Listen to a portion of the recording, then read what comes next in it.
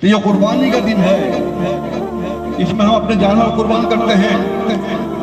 ابھی آپ نے خطبہ میں سنا ہوگا کہ حضرت ابراہیم علیہ السلام کی سنت ہے ان سے قربانی مانگی تھی اللہ تعالیٰ نے، جو قرآن مجید میں ہے۔ قربانی کسی مانگی تھی؟ اس کے اپنے بیٹے کی قربانی مانگی تھی، آزمائش کے لیے۔ یہ بھی ایک آزمائش ہے آپ کے لیے۔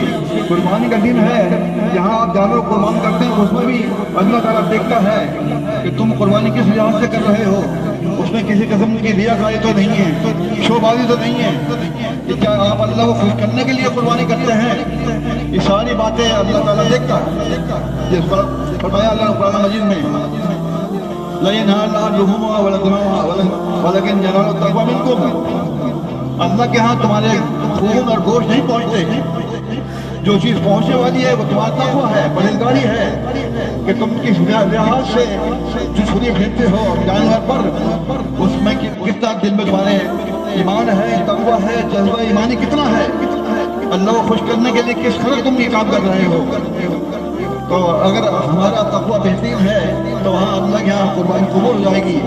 تقویٰ نہ ہوا، محض ہم چھریے پھیرتے رہے اور گوشت کھاتے رہے اور ہم نے قسم بنا لی ہے، تو اس کا کوئی فائدہ نہیں ہوگا۔